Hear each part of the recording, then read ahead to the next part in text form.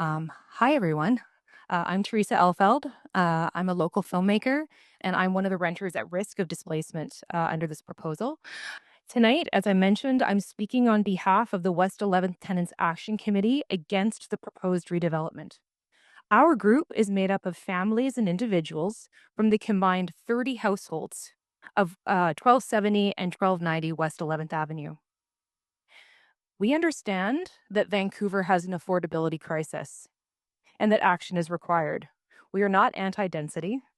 We're not here to relitigate the Broadway Plan or to even demonstrate the insufficiency and unenforceability of the TRPP. Rather, we're highlighting how this particular proposal has and will continue to create significant harm to affected renters while not meeting the Broadway Plan's stated goals of, quote, complete, inclusive, and affordable transit-oriented neighborhoods. My personal experience with this proposal began in June 2024 when I received my notice of the potential redevelopment. That notice was accompanied by this handout from the City of Vancouver with information for renters.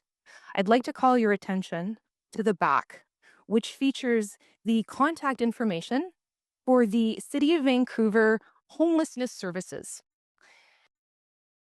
I'll let you take a minute to think about how that felt to us as renters. The clear implication was that there was a serious risk of us becoming homeless because of this redevelopment. You'll probably understand why we do not think this is okay. Over the next 12 months, my neighbors and I spent countless hours engaging with the developer. I'll note those hours are unpaid. Those are a lot of time that we have to put in to do this.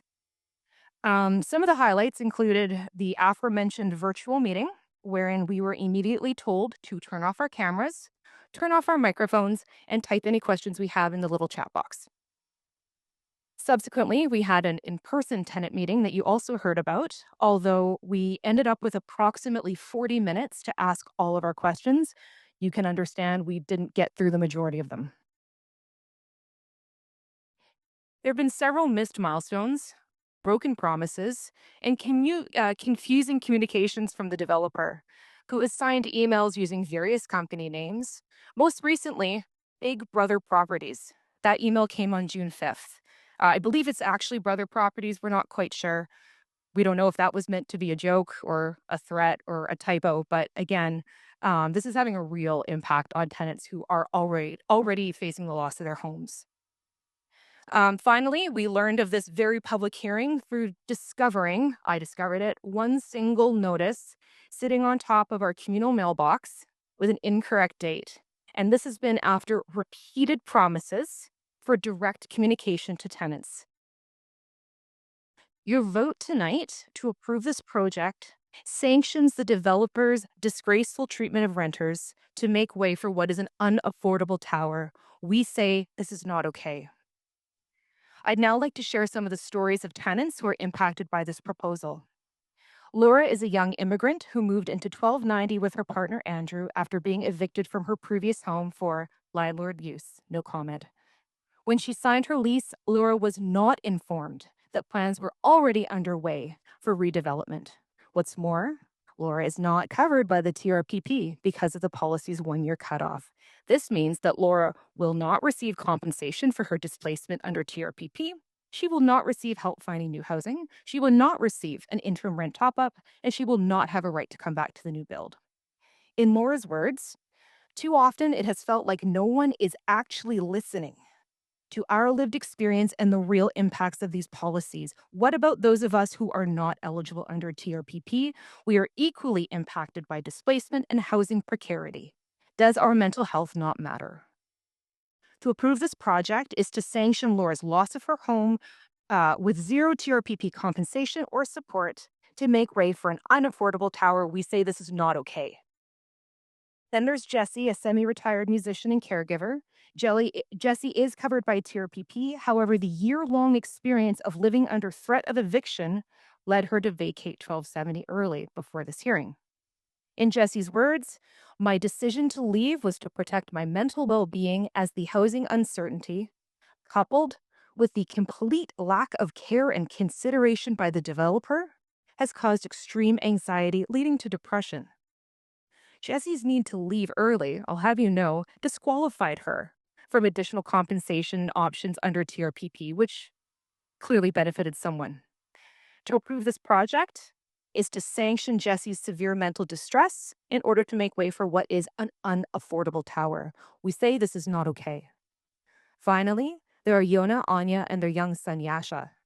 While they are covered by TRPP, please bear in mind there is so much that this policy does not speak to.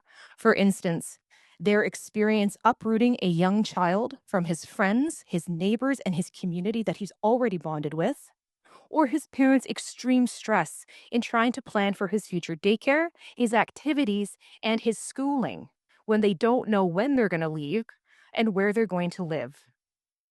In Anya's words, we moved here 9 years ago with the desire and plan to start and grow a family in the perfect 2-bedroom space with a backyard, a youthful community of neighbors, and in close proximity to schools. To take that away feels cruel.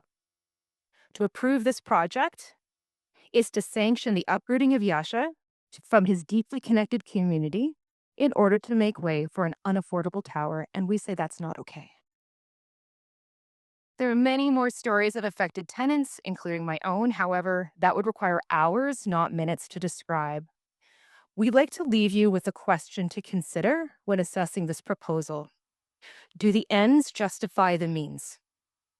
Now, you've heard me speak about what we would consider, frankly, disgraceful means. So what are the ends? This proposal falls under the provision of the Broadway Plan, which provides for, quote, complete, inclusive, and affordable transit area neighborhoods.